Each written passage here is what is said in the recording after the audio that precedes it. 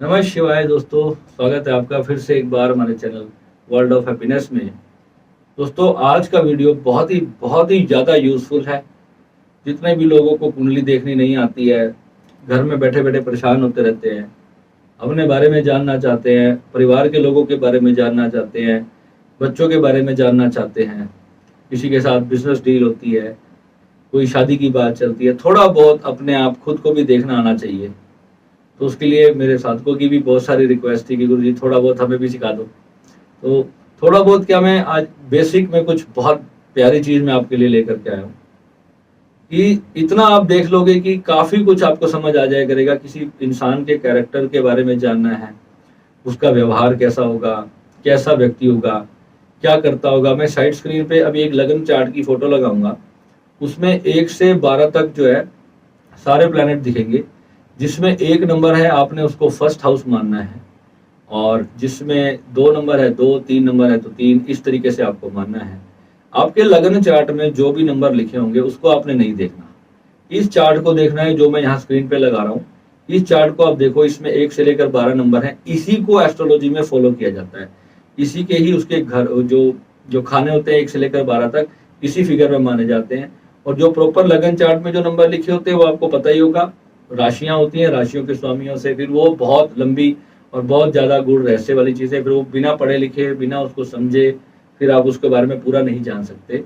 मगर आज मैं आधे 15-20-25 मिनट के इस वीडियो में आपको जितना भी दे पाऊंगा, आधे घंटे के वीडियो में काफ़ी यूजफुल जानकारी होगी, और बहुत ज़्यादा आप अपने घर के सभी लोगों की कुंडली उठा करके बैठ जाओ।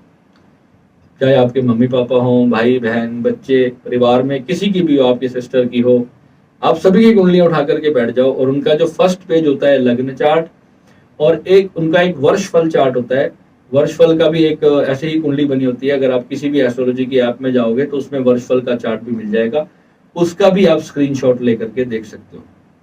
अब इसमें अभी हम ज्यादा डीप में तो नहीं जाएंगे, स्टार्टिंग बेसिक में मैं लगन चार्ट से आपको बताता हूँ कि किसी भी व्यक्ति के पूरे जीवन चरित्र को कैसे जाना जा सकता है। सपोज करो, अब हम फर्स्ट हाउस की बात करेंगे।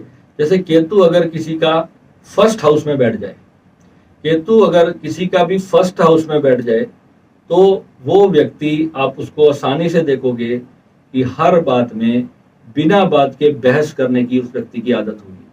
आप जितनी भी कुंडलियां उठाओगे जिसमें भी केतु फर्स्ट हाउस का होगा, ये लोग बिना बात के खामखा की बहस करते हैं, गलत होते हुए भी अपने आप को सही साबित करने की कोशिश करते हैं। ये जान ही नहीं पाते कि सामने वाला इंसान उन्हीं के भले के बारे में बोल रहा है। ये केतु जब यहाँ पर बहुत ज्यादा खराब हो, तो ऐसे लोग जो होते हैं, उनको कितना भी उनका भला भी सोचोगे ना, आप उनके लिए कुछ भी एफर्ट कर रहे होगे, पर उनको सिर्फ ऊपर ऊपर की चीज दिखाई देगी। अंदर से आप उनके लिए कितना प्यार, कितनी भावना रखते हो, ये लोग कभी नहीं देख पाते। अगर आप में से किसी की भी कुंडली में फर्स्ट हाउस में केतु है, तो आपको उसके लिए उपाय करना बहुत जरूरी है। अब केतु की दृष्टियां जो जो नुकसान पहुंचाती हैं वो तो सब बात अलग की विषय है। यहाँ हम सिर्फ उसके प्रॉब्लम पे डिस्कस करेंगे कि कौन सा ग्रह आपको कहाँ बैठ करके क्या प्रॉफिट देता है, क्या लॉस देता है, कैसा आपको निर्माण करता है। अब ठीक इसी तरह शनि है। अगर शनि हमारा कहीं पर भी थर्ड हाउस में जब भी आ जाए, तो जीवन में बिजनेस हो या नौकरी हो, उसके पास पैसे की हमेशा दिक्कत रहेगी, कैश का फ्लो आना कम हो जाएगा। अब यहाँ पे ऐसा नहीं मानेंगे कि इसके पास पैसा ही नहीं होगा, ऐसा नहीं होगा। कैश, लिक्विड जो कैश होता है, लाइक जैसे बिजनेस है, तो ऑनलाइन मोड से भले ही उसको पेमेंट आ रही हो, या कोई उसको कोई सामान दे करके चला जाए, ऐसा ज्यादा होगा, उसके पास लिक्विड कैश की हमेशा दिक्कत होगी। यानी कि वो 5 लाख की चीज खरीदना चाहता है तो उसके पास हमेशा 3 लाख ही होंगे। यानी हमेशा उसको कैश फ्लो की दिक्कत बनी रहेगी जब भी शनि किसी का भी थर्ड हाउस में होगा। और अगर केतु 5वें घर में अगर आ जाए, 5वां घर हमारा प्रेम भाव भी है, हमारा संतान भाव भी है, हमारी पढ़ाई का भी भाव है, और केतु एक आध्यात्मिक ग्रह, अध्यात्म देने वाला ग्रह भी है। केतु जब भी हमारी कुंडली में 5वें घर में आएगा, इसका एक सबसे बड़ा सूत्र मैं आपको बता रहा हूँ। जब भी आप कोई भी काम करने जाओगे, जैसे कि आप कोई इंटरव्यू देने जा रहे हो कोई जॉब के लिए, या कोई भी नया काम आप करने जाओगे, तो ऑलमोस्ट हर बार आपको 5 से 6 बार एक ही काम के लिए प्रयास करना पड़ेगा। लाइक आप सीए के एग्जाम्स दे रहे हो, तो एक बार में अटेम्प्ट में क्लियर नहीं होगा।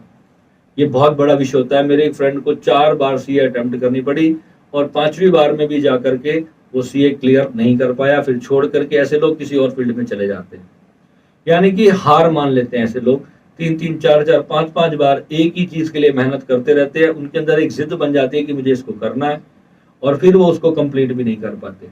ऐसे ही अब हमारा जो शनि है, शनि जब हमारा 6th हाउस में आ जाए कुंडली के, जब भी 6th हाउस में हमारा शनि आ जाए तो वर्षफल में भी आ जाए, ऐसे पर्सन को आप देखना कि लेदर के जो पर्स होते हैं, लेदर की बेल्ट्स होती है, लेदर की जैकेट्स होती है, अपने आप ही गिफ्ट आने शुरू हो जाते हैं। कोई भी आपके बर्थडे पे आएगा तो लेदर के कोई शूज ले आएगा, कोई लेदर की बेल्ट दे जाएगा, कोई लेदर का पर्स दे जाएगा। आप वर्षफल में भी देखोगे, जिस ईयर में शनि आपका 6th हाउस में आएगा, उस साल में आपको कोई ना कोई व्यक्ति आपके रिश्तेदारी में, दोस्ती में आपको लेदर के गिफ्ट जरूर मिलेंगे। ये इतना बड़ी साइंस है, आप हैरान हो जाओगे कि जीवन में होने वाली हर घटना ग्रहों के चलने पर भी निर्भर करती है। हर एक वस्तु जो है वो ग्रहों से जुड़ी हुई है। चंद्रमा है, कितना ही सौम्य प्लेनेट हो, मगर जब भी 2nd घर में आता है तो वो व्यक्ति, उसका जो जन्म होगा, वो जहाँ पैदा होगा, वो कभी भी ग्राउंड फ्लोर पर पैदा नहीं होगा। वो हमेशा ग्राउंड से अबव, 1st फ्लोर हो, 2nd फ्लोर हो। जिस हॉस्पिटल में भी उसका जन्म होगा, आप नोटिस करना कि उसकी जो ऑपरेशन थिएटर भी होगा ना, वो भी 2nd फ्लोर पे होगा या 3rd, 4th, 5th फ्लोर पे कहीं भी हो सकता है। वो आकाश में ही जन्म लेगा। यहाँ पर एस्ट्रोलॉजी कहती है कि चंद्रमा दूसरे घर वाला व्यक्ति आकाश में जन्म लेता है, वो धरती में जन्म नहीं लेता। तो पहले जमाने में तो आकाश कहाँ होता था पता नहीं। आजकल क्या है, ये जो लोग हैं ये हमेशा 2nd फ्लोर, 3rd फ्लोर पे, ऐसी जगह पे इनका जन्म होता है। आप में से किसी का भी चंद्रमा इस भाव में बैठा हो तो आप देखना ये बात एकदम सटीक होगी। अब शुक्र, वीनस बहुत ही जबरदस्त प्लेनेट है, पूरी जिंदगी में ऐश्वर्य भरने वाला, सारी खुशियां, पूरे संसार की जितनी भी ऑलमोस्ट हैप्पीनेस है, वीनस के बिना वो जीवन में आ ही नहीं सकती। जिसका वीनस अच्छा नहीं है उसको कुछ भी प्राप्त नहीं होता, वो हर चीज के लिए स्ट्रगल करता रहता है। और वीनस जब भी 2nd घर में आएगा, वीनस हमारा प्यार, प्रेम और जितने भी हमारे रिलेशनशिप्स, हमारी सोशल लाइफ, इसका जो कारक है वो वीनस है। वीनस जब भी 2nd भाव में आएगा तो वीनस, 2nd घर किसका है? 2nd घर में जब भी वीनस आएगा तब ही आप नोटिस करोगे कि ऐसे व्यक्ति दिखने में बहुत ज्यादा ऐसे सौम्य प्रवृत्ति के होंगे, बहुत ही सीधे साधे से, बिल्कुल शरीफ से, भोले भाले से लगेंगे। उनकी आवाज बहुत मीठी होगी, मगर ये लोग बहुत ही ज्यादा फ्लर्टबाज होते हैं। इनके ऑलमोस्ट कई सारे अफेयर भी चल जाते हैं। ये वीनस 2nd हाउस करता है, जिसके बारे में बहुत कम लोग जानते हैं। ये छुपा हुआ रहस्य में ही वीनस का इफेक्ट 2nd हाउस के अंदर आता है। यानी कि वो व्यक्ति बहुत ज्यादा सेक्सुअल होता है, क्योंकि ये घर ऐसा है, ये हर चीज को तेजी प्रदान करता है। और जब यहाँ पर वीनस आता है तो यहाँ पर ये अजमाया हुआ मेरा सूत्र है। मैंने जब भी इसको अपनी एस्ट्रोलॉजी में पढ़ा और मैंने जितनी कुंडलियों में, मैंने जितने भी लोगों पर इसको मैंने इम्प्लाई किया, मैंने उनसे पूछा कि क्या आपके साथ ऐसा है, तो ऑलमोस्ट सभी ने इस बात के लिए एक्सेप्ट किया। तो ये चीज भी आप अपने लिए नोट करके रखना कि कहीं आपका वीनस 2nd हाउस में तो नहीं है। और अगर केतु हमारे भाग्य भाव में, यानी कि 9वें घर के अंदर जब भी केतु आएगा तो वो अपने जो घर के जो भी बड़े बुजुर्ग होंगे उनकी बात कभी नहीं मानेगा। यानी कि घर के बड़े लोग उनको जितना भी बोले, बुजुर्ग लोग, यानी कि अगर बच्चा है तो अपने मम्मी पापा की फिर भी शायद मान सकता है, पर दादा दादी की तो वो बिल्कुल नहीं मानेगा। उनका बहुत लाडला होगा और वो बिगड़ा हुआ एक नवाब की तरह जिंदगी जिएगा। केतु 9th हाउस वाला, और 9th हाउस का केतु होता है तो व्यक्ति जो है लकी भी बहुत होता है, स्पिरिचुअल भी बहुत होता है। मगर केतु के यहाँ पर बैठ करके कुछ ऐसी जो प्रॉब्लम हमने देखी है कुंडलियों के अंदर, वो व्यक्ति के घर के बड़े बुजुर्गों के साथ थोड़ी सी बातचीत करने में वो अड़ियल बातें करता है, ऊपर से जवाब देने वाले काम करता है, यानी कि कड़वे बात बोल देता है। घर के बड़े बुजुर्गों का कहना वो व्यक्ति, वो बच्चा जो है वो नहीं मानता। अगर आपके बच्चों में ऐसा कोई भी गुण है तो आप इसके लिए इसके अवश्य उपाय करें, क्योंकि बेसिक से, बचपन से जब उपाय करना शुरू करोगे तो सारी चीजें फिर आगे चल के बच्चे की ठीक हो जाएंगी। लास्ट मोमेंट पे आपको पता चले कि इस वजह से ऐसा हो रहा था कि बच्चे ने कोई गलत स्टेप उठाया, तो फिर जो है फिर आप कुछ भी नहीं कर पाओगे। अब मून जो है हमारी कुंडली के 4th हाउस में क्या फल देगा, ये मैं आज उन घरों की चर्चा कर रहा हूं जो हमारे जीवन में, चौथा घर जो है वो सुख भाव है। जो सारी की सारी एस्ट्रोलॉजी तो एक वीडियो में डिस्कस नहीं की जा सकती, मगर मेन भाव जो हैं, जैसे कि उसमें कौन कौन से ग्रहों का सबसे ज्यादा यूज होता है, सबसे ज्यादा हमारे जीवन पर प्रभाव डाल देते हैं, जो अच्छा भी होता है और बुरा भी होता है, तो वही मैं आज आपको चर्चा कर रहा हूँ इसमें। अब मून जब भी 4th हाउस में आएगा, 4th हाउस सुख भाव है, हमारी माता का भी भाव है, और चंद्रमा तो हमारी है ही माता, मगर चंद्रमा जब भी 4th हाउस में आएगा, एक बड़ी प्रॉब्लम यहाँ पे होती है कि उसकी मदर को कोई ना एक बार ऑपरेशन से या किसी ना किसी सर्जरी से जरूर गुजरना पड़ता है।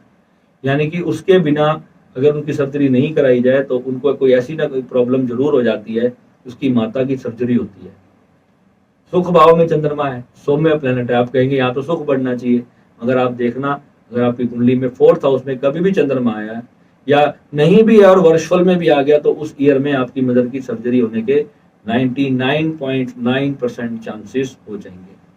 ऐसे ही मदर को ऐसे केसेस में डायबिटीज हो जाती है, थोड़ी मात्रा में मैंने देखी है, मगर मोस्टली जब भी चंद्रमा 4th हाउस में आएगा तो आपकी मदर को डायबिटीज करके जाएगा ही जाएगा। और शनि, इसी घर में अगर शनि भी आ जाए या अगर चंद्रमा ना हो और खाली शनि आ जाए, तब क्या करेगा, तो वो व्यक्ति घर से जब भी कहीं बाहर जाएगा, घूमने जाएगा, तो बहुत खुश रहेगा। जैसे ही अपने घर में लौट करके वापस आएगा, सुबह घर से निकलेगा तो सारा दिन उसका बहुत बढ़िया बीत जाएगा। अपने घर में उसको ऐसा लगता है जैसे कि पता नहीं क्या लुट गया मेरा। अपने घर में 1 मिनट के लिए भी उस व्यक्ति को अच्छा नहीं लगेगा, बोर होने लग जाएगा, परेशान होने लग जाएगा, घर के लोगों से इरिटेट होने लग जाएगा, दुखी हो जाएगा, उदास हो जाएगा, बहुत सारे एफर्ट करने की कोशिश करेगा, मगर मन घर में नहीं लगेगा। फिर 2-4 दिन का ट्रिप बनाएगा, फिर इधर उधर भागेगा, फिर आएगा। ऐसे लोग घर में उनका दिल नहीं लगता। और सोचो अगर अपने घर में ही बैठ के खुशी प्राप्ति ना हो, सुकून ना मिले, तो क्या मजा है जिंदगी का। तो फिर ऐसे घर के लिए भी फिर शनि के उपाय करने जरूरी हो जाते हैं। मैं वो प्लैनेट्स ले रहा हूँ जिनको जिस भाव में अगर बैठे हैं तो आपको उसके उपाय आवश्यक है, चाहे आपने कुंडली एनालिसिस करवाया हो चाहे नहीं कराया हो। अब गुरु जब 7th हाउस में आएगा, 7th हाउस हमारी वाइफ का है, हमारे पति का है, तो पति पत्नी का घर है, स्पाउस का, वो 7th हाउस है। बृहस्पति आप कहेंगे कि बहुत ही अच्छा प्लेनेट है, मगर जब भी चाहे लगन चार्ट में चाहे वर्षफल के चार्ट में जब भी गुरु हमारा 7th हाउस में आएगा तो मैरिज करने में उस व्यक्ति को इंटरेस्ट नहीं होगा। वो 30 साल का हो, 35 साल का हो जाए, 40 साल का हो जाए, घर वाले बोलते रहते हैं कि बेटा शादी कर ले, तेरे लिए लड़की देख लेते हैं, तेरे लिए लड़का देख लेते हैं, तो ये लोग मैरिज से भागते चले जाएंगे, क्योंकि वहां पर बृहस्पति बैठा है जो स्पिरिचुअल ग्रह है, वो शुक्र के गुण को डिस्टर्ब कर देता है। लोग सोचते हैं कि जिसके 7th हाउस में बृहस्पति बैठा है तो बहुत ज्यादा खुशहाली उसको मिलेगी शादी में, उसको वाइफ भले ही बहुत अच्छी मिल जाए या उसको हस्बैंड भले ही बहुत अच्छा मिल जाए, मगर उसका अपने हस्बैंड में बिल्कुल इंटरेस्ट नहीं होगा, अपने वाइफ में बिल्कुल इंटरेस्ट नहीं होगा, वो कहीं इधर उधर भागता रहेगा उसका दिमाग। और ये ग्रह जो होते हैं ये एग्जैक्टली अपना पूरा जो उनका स्वभाव है, जो उनका नेचर है, वो एज इट इज हमारी लाइफ में दे करके जाते हैं। 7th हाउस में बृहस्पति का होना मतलब बृहस्पति आपको अध्यात्म की तरफ लेकर के चला जाता है, आपको उच्चाटन दे देता है, मन उच्चाट रहता है व्यक्ति का। यानी कि शादी, 7th भाव शादी का घर है, तो यहाँ पर आपको डिस्टर्ब करके रखेगा, उस चीज से आपको इंटरेस्ट ही आपके अंदर पैदा नहीं होने देगा। ऐसे ही जब राहु 4th हाउस में आ जाए, राहु भी 4th हाउस में कोई बहुत अच्छा फल नहीं देता, मगर फिर भी राहु के 4th हाउस में बहुत अच्छे फल माने गए। मगर आप देखेंगे ये वास्तुशास्त्र का भी बहुत बड़ी एक टिप है, जिसका भी राहु 4th हाउस में होगा उसके घर में वास्तु दोष तो लगा ही समझो, यानी कि उसके घर का सारा वास्तु डिस्टर्ब होगा, कुछ ना कुछ चीज उसकी, सब घर में कबाड़ इधर उधर बिखरा पड़ा रहेगा, टूटे फूटे बर्तन पुराने रखे होंगे, 50-50 साल के पुराने घर के माँ बाप ऐसे होंगे कि वो पुरानी चीजों को घर से निकाल के राजी नहीं होंगे। वो कहता रहेगा अपने माँ बाप को, पर वो घर की पुरानी चीजों से बड़ा प्यार करेंगे, यानी टूटी फूटी चीजें भी संभाल संभाल के रखेंगे, पुरानी किताबें उनके घर में मिलेंगी जिससे उनका बुद्ध भी खराब हो जाएगा, और घर में क्लेश होता रहता है बिना बात का, और घर में पानी की लीकेज और सीलन अवश्य होगी, यानी दीवारों में जो पानी टपक आने लग जाता है। आपने देखा होगा कि साथ वाले घर में बाथरूम है तो वहां से पानी आपकी दीवार में आने लग गया। ये प्रॉब्लम आपके घर में तब होगी, आपने इतनी मेहनत से नया घर खड़ा किया और पता चला कि आपका पानी दीवार फाड़ के आपके कमरे में आ गया। तो ये कब होगा, जब राहु आपकी कुंडली के 4th हाउस में आएगा। पूरे परिवार में किसी की भी कुंडली में राहु 4th हाउस में आ जाएगा तो उसके घर में पानी की लीकेज आना शुरू हो जाएगी। उसके घर के नल बहुत जल्दी थोड़े थोड़े टाइम के बाद नल खराब होना शुरू हो जाएंगे। बढ़िया से बढ़िया तुम जैगवार की फिटिंग लगा लो, जो मर्जी फिटिंग लगा लो, पता चलेगा 1 महीना हुआ था, अभी प्लम्बर को बुलाया था, फिर से पानी लीक हो रहा है। मेरे घर में खुद ये प्रॉब्लम है, क्योंकि मेरा भी राहु 4th हाउस में है। इसके मैंने बहुत सारे उपाय किए। राहु जब केपी एस्ट्रोलॉजी में आप देखोगे, मैं केपी एस्ट्रोलॉजी की अपनी बात कर रहा हूँ, वैसे लगन चार्ट में मेरा पंचम है, क्योंकि केपी एस्ट्रोलॉजी ज्यादा सटीक है लगन चार्ट के मुकाबले। मगर हमें देखना, जो आज मैं चीजें बता रहा हूँ, ये लगन चार्ट में आएंगी। लगन चार्ट के हिसाब से जो ग्रह जहां बैठा होगा वो प्रेडिक्शन में आपको आपकी लाइफ की दे रहा हूँ, ये चीजें आपके साथ होंगी। तो राहु जब भी 4th हाउस में आएगा तो घर के अंदर पानी की लीकेज होगी, वास्तु खराब होगा। आपने ये सारी चीजें ठीक कर ली तो फिर आपको इसका नेगेटिव इफेक्ट आना बंद हो जाएगा। राहु के लिए मैं हर ऑलमोस्ट चौथे दिन में कोई ना कोई क्रिया करता हूँ, और जब से मेरी 18 वर्ष की राहु की दशा लगी, मैं आप सभी को कहूंगा कि राहु की दशा में राहु को शांत करना बहुत आवश्यक है। चाहे राहु कितना भी अच्छा प्लेस्ड क्यों ना हो, ये अचानक आपने इतनी सी चूक करी नहीं, बहुत बड़ा डेंट आपको मार के जाएगा, बहुत बड़ी प्रॉब्लम आपकी लाइफ में क्रिएट करके जाएगा। कुछ भी ऐसा हो जाएगा आपने सोचा भी नहीं होगा कि ऐसा भी हो सकता है मेरे साथ, कि भले से भले इंसान आपको धोखा दे जाएंगे, आपके मित्र आपके साथ गद्दारी कर सकते हैं, परिवार के लोगों से बनी बनाई रिश्तेदारी खराब हो सकती है, स्पाउस के साथ झगड़ा हो सकता है, सास ससुर के साथ पंगा पड़ सकता है। यानी हर ग्रह से जब भी दशा के अंदर ये एनकाउंटर करता रहेगा, वैसी वैसी प्रॉब्लम आपको देता रहेगा। खुद चाहे राहु कितना भी अच्छा क्यों ना बैठा हो, राहु को शांत कर लेना ही बेस्ट है। राहु की शुभता के लिए मैं राहु को कभी शांत नहीं करवाता, मैं राहु को शुभ करने के लिए उसको और एनर्जाइज करने वाले उपाय करवाता हूँ। जितने भी लोग मेरे पास आते हैं, मैं राहु के ऊपर मेरी खास तौर पर इतनी सारी रिसर्च इसलिए रही क्योंकि मेरी यंग एज में ही राहु की दशा लग गई थी। स्कूल टाइम में ही राहु आ गया था मेरी कुंडली में और उसने मेरे को परेशान करना शुरू कर दिया था। तभी मैं एस्ट्रोलॉजी की तरफ आकर्षित हुआ था कि मैं ध्यान योग में भी शुरू से जब मैं जाने लगा तो कारण राहु ही था। राहु ही मेरे को लेकर के गया, स्पिरिचुअल बनाया, क्योंकि इतना परेशान करता है कि व्यक्ति के पास भगवान का नाम लेने के सिवाय कोई चारा ही नहीं बचता। राहु ऐसा पेनफुल प्लेनेट है। तो राहु की पेन जिसने झेली है वो इस बात को बहुत अच्छी तरह जानते हैं कि राहु को शांत करना, शुभ करना कितना ज्यादा हमारे जीवन में जरूरी है। तो ठीक है, तो राहु 4th हाउस वाला आपने समझ लिया। अब हम बात करेंगे बुध 2nd हाउस की। 2nd हाउस हमारा वाणी का कारक है, धन भाव है, और बुध एक शुभ प्लेनेट है। मगर बुध जब भी 2nd हाउस में आएगा तो ये भी घर में वास्तु दोष देता है। अगर वास्तु दोष अगर आपने अपने घर से दूर कर लिए, घर में अच्छे अच्छे यंत्र स्थापित करो, घर के अंदर साफ सफाई रखना, घर में पुरानी लोहे की कबाड़ चीजें छत पे ना रखना, और दिशा के हिसाब से अपने घर का मंदिर हो, टॉयलेट आपका जो है सही दिशा में होना चाहिए, जो जो चीजें हैं, टॉयलेट के साथ मंदिर नहीं होना चाहिए। तो ये देखो सारी चीजें जब वास्तु की आप फॉलो करोगे तो ग्रह दोष अपने आप शांत हो जाता है। बुध 2nd हाउस में बहुत अच्छा माना जाता है, मगर वास्तु ऐसे लोगों का घर में डिस्टर्ब होता ही होता है, पहले से ही तय है। वो लोग ध्यान ही नहीं देते घर की चीजों पे कि घर की चीजें अस्त व्यस्त पड़ी है, घर की बेडशीट कौन से रंग की डाल रखी है, दीवारों पे कौन सा कलर करा दिया, ईशान कोण में टॉयलेट बना लिया। ये गलतियां जब बुध 2nd हाउस में आएगा तो आपका आर्किटेक्ट भी करके चला जाएगा, बाद में आपको पता चलेगा ये तो मिस्टेक हो गई। तो आपको ये जरूर चेक कराना है। ऐसे ही आप बुध 5th हाउस में, बुध जब 5th हाउस में आता है तो बुध का 5th हाउस में भी बहुत अच्छा रिजल्ट होता है, मगर ये भी वास्तु दोष देगा, क्योंकि बुध हमारे दिमाग से नियंत्रित होता है। बुध का हमारा जो प्लेनेट है ये हमारे दिमाग को, हमारे सोच को, हमारे मन को नियंत्रित कर देता है। हमारी सारी इंटेलिजेंस, हमारी सोच, हमारी बात करने की कला, हमारी समझ, ये सारा कुछ जो है वो सिर्फ बुध से आता है। और बुध जब भी 5वें घर में भी आएगा तो ये भी आपको वास्तु दोष आपके घर में देगा। 11th हाउस जो हमारे किस्मत में प्रॉफिट का हाउस होता है, हमारा लाभ भाव होता है, इसमें सारे एस्ट्रोलॉजर मानते हैं कि राहु बहुत अच्छा होता है। जब भी राहु को 11वें घर में कोई एस्ट्रोलॉजर देखता है तो मोस्टली मैंने देखा है वो कहते हैं कि राहु के लिए करने की कुछ भी आवश्यकता नहीं है।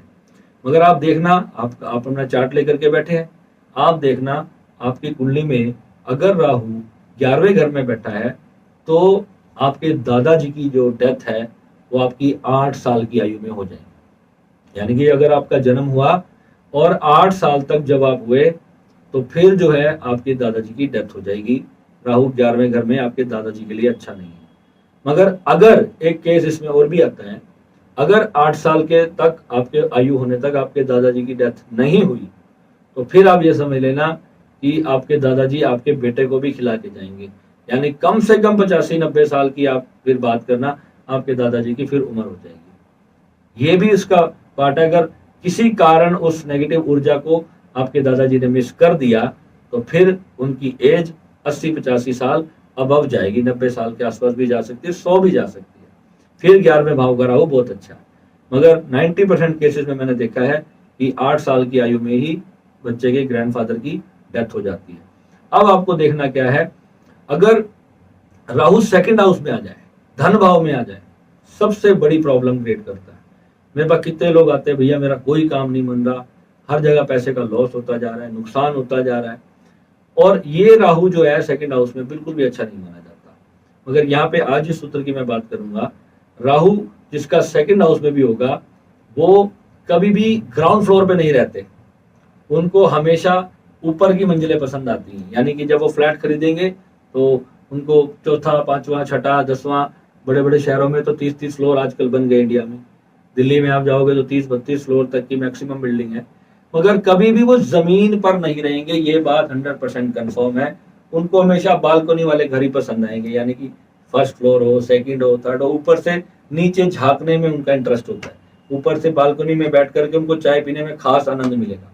जिनका भी राहु सेकंड हाउस की मैं बात कर रहा हूँ, आप अपनी कुंडली में देखना ऐसा है तो आप साथ साथ कमेंट करते जाना कि मेरा कौन सी जो मैंने योग आपको बताए, जिस चीज की कुंडली में आता जाए वो मुझे यस और नो कम से कम कमेंट करता जाए। मुझे पता चले कि मैंने कितना पढ़ा है, कितना मैंने अपने ये सब जो याद करना इन चीज़ों को काफ़ी टफ होता है। तो जितना हो सकता है मेरे को थोड़ी थोड़ी चीज़ें जो आती हैं मैं आपको बता सकता हूँ, और आप देखते जाओ और मुझे कमेंट में जरूर बताते जाना कितना मैंने सही आपको बताया। अब जो है यहाँ पर राहु जब सेकंड हाउस में आएगा तो आपको फाइनेंस की भी बहुत दिक्कत देगा, आपको बिजनेस में प्रॉब्लम क्रिएट करेगा, लाइफ में बहुत ज़्यादा ग्रोथ नहीं देगा फाइनेंशियली। ये भी राहु आपका सेकंड हाउस का आपकी लाइफ में देगा। तो इसके लिए भी आपको राहु को शुभ करने के उपाय करने हैं। वीनस जब भी आपका भाग्य भाव में आएगा, किस्मत में, वर्षफल में जब भी वीनस आपका भाग्य भाव में आ जाए तब भी आप ये चीज नोटिस करना कि आपको अचानक से कोई दोस्त, कोई लड़का लड़की जो भी आपकी लाइफ में होगा, कोई बड़ा भी होगा, वो आपको परफ्यूम गिफ्ट करेगा, डिओड्रेंट्स गिफ्ट करेगा। यानी कि जो भी खुशबुओं वाली चीजें हैं वीनस को रिप्रेजेंट करती हैं, जब भी वीनस 9th हाउस में आएगा तो आपको कोई बढ़िया ब्रांडेड परफ्यूम गिफ्ट करेगा ही करेगा। परफ्यूम नहीं तो कोई भी अच्छा टैल्कम पाउडर या कॉस्मेटिक से रिलेटेड कुछ भी जो खुशबू वाली फ्रेगनेंस वाली चीजें होंगी आपको उस ईयर में गिफ्ट जरूर मिलेंगी। और एक दो से नहीं, कई लोग आपको सेम गिफ्ट करेंगे जब भी वीनस आपका 9th हाउस में आएगा। अब 8वां घर जो बिल्कुल अच्छा नहीं माना जाता, 8वां घर में मेरी खुद की कर्क राशि है, मगर यहाँ पर जब भी चंद्रमा आएगा तो आप देखना कि आपके घर में डॉलर, यूरोज या आपकी कंट्री से बाहर की करेंसी आपके पास जरूर होगी। चाहे आपके घर का कोई व्यक्ति इंडिया से बाहर रहता हो, वो जब भी आएगा वो आपको कुछ डॉलर दे जाएगा, या आपके बिजनेस क्लाइंट्स ऐसे होंगे जो इंडिया से बाहर रहते होंगे, जो भी आएगा वो आपको पेमेंट डॉलर्स में करेगा। बाहर की करेंसी आपके पास घर में जरूर रखी रहेगी। कब? जब चंद्रमा 8वें घर में आता है। कहते हैं चंद्रमा 8वें घर में अच्छा नहीं होता, मानसिक प्रॉब्लम के लिए खराब है, मगर ऐसे लोगों के पास जो है फॉरेन करेंसी घर में, उनको शौक होता है फॉरेन करेंसी को अपने घर में रखने का, जब भी चंद्रमा 8वें घर में आएगा। ये सारी चीजें आप नोट करके भी रख सकते हो। कभी आपको किसी की देखनी है तो आप उसको ये कहीं से भी उठा करके आप उसको देख सकते हो। ऐसे ही बुध का सेकंड हाउस का एक चीज मैं आपको और बताऊंगा कि बुध जब सेकंड घर में आएगा, आप देखना आप नई घड़ियां तो खरीद लोगे पर पुरानी को फेंकोगे नहीं, चाहे वो खराब भी हो जाएगी, आप अलमारी में पड़ी रहेंगी आपकी। ऐसे घरों में मैंने देखा है, मैं जब जब पूछता हूँ 4-4, 5-5, 6-6 घड़ियां ऐसे ही पड़ी होती हैं उनके घर में, खराब पड़ी होती हैं। उन्हें पूछो भाई क्यों नहीं फेंकी, भैया इतनी महंगी ली थी, अब खराब हुई पड़ी है, बस पड़ी है, शो के लिए पड़ी है, चल नहीं रही है, काम नहीं कर रही है, बट पड़ी है। पता नहीं किस लिए रखते हैं खराब घड़ी को घर में। सेकंड हाउस का बुध बता रहा हूँ, ये इतनी सारी चीजें, इसी से मैंने बताया ना वास्तु भी खराब होता है। ये इंटरकनेक्टेड बात भी आ गई देखो, क्योंकि वास्तु खराब होगा, कहीं ना कहीं ऐसी खराब चीजें, जब खराब इलेक्ट्रॉनिक्स, तो ये राहु को खराब करता है। खराब वॉचेज ये आपके बुध को खराब करेगा, ये घर का वास्तु खराब करेगा। ये चीजें आपको सारी समझ के रखनी है। ये चीजें आपको प्रॉब्लम करती हैं, आप इसको निकाल के देखो, आप कितना चेंज अपनी लाइफ में फील करोगे। जैसे ही नेगेटिविटी आपके घर में रुक जाती है, मैं आपको एक कुछ दिन में एक ऐसा वीडियो दूंगा जिसमें मैं साइंटिफिक तौर पे आपको प्रूफ करके दिखाऊंगा कि एनर्जीज कैसे वर्क करती हैं आपके घर में, कि कैसे किसी चीज के होने से उसका इम्पैक्ट साफ साफ सामने दिखाई देता है, और कोई चीज नहीं है घर में तब क्या इफेक्ट आता है, उसको हम प्रैक्टिकली, उसको जो है साइंटिफिकली आपको हम उसके डायग्राम से या उसके पूरे वीडियोग्राफी के जरिए मैं आपको दिखाने की कोशिश करूंगा, और आप अपने घर में देखना कि ऐसा ही आपके साथ होगा। जब भी सूर्य 12th हाउस हमारा बहुत जरूरी है, आजकल मैं 12th हाउस पे बहुत काम कर रहा हूँ। जब भी सूर्य हमारी कुंडली में 12th हाउस में आएगा, तब आपको कोई ना कोई वॉच गिफ्ट करेगा। मेरा इस वर्ष फल में सूर्य 12th हाउस में आया और मेरे को दो वॉच गिफ्ट करी इसी ईयर के अंदर। और जब ये स्टार्ट हुआ था तब भी किसी ने मुझे वॉच गिफ्ट करी थी, और मैंने देखा, इम्प्लाई करके देखा कि वर्ष फल में मेरा सूर्य 12th हाउस में गोचर कर रहा था, और जब वो 12th हाउस में आया, आते ही मुझे किसने ये घड़ियां गिफ्ट करी। और आप देखना कि आपको वॉच ही गिफ्ट में मिलेगी और कुछ भी गिफ्ट में नहीं मिलेगा। ये भी आप इम्प्लाई करके देखना फॉर्मूला कि आपके साथ ऐसा होता है या नहीं होता। अब राहु जब भाग्य भाव में आएगा, 9th हाउस में जब भी राहु आएगा, तो बहुत बड़ी ट्रबल एक ये करेगा कि आपके घर के अंदर किसी ना किसी की एक शादी टूट सकती है, डाइवोर्स हो सकता है, या ऐसे केसेस में मैंने ऐसा भी देखा है कि एक शादी होते हुए ही भी व्यक्ति दूसरी शादी भी कर लेता है। यानी सिर्फ अफेयर नहीं रखता, वो प्रॉपर शादी कर लेता है। उसको किसी से इतना प्यार होते हुए मैंने देखा है कि वो सेकंड वाइफ ही रख लेते हैं या सेकंड हस्बैंड भी रख लेते हैं। जब भी राहु 9th हाउस में आएगा तो घर के किसी भी व्यक्ति की 2 शादियां हो जाती हैं। ये आप आजमा के देख लेना। बृहस्पति जब लगन में आ जाएगा, 1st हाउस में आ जाएगा, आप में से जितने भी लोगों का बृहस्पति 1st हाउस में है, आपको अपना ब्लड टेस्ट कराने की जरूरत नहीं है। आप देखो, जब भी आप बृहस्पति को देखोगे 1st हाउस में है, तो आपका ब्लड ग्रुप जो है वो बी पॉजिटिव होगा।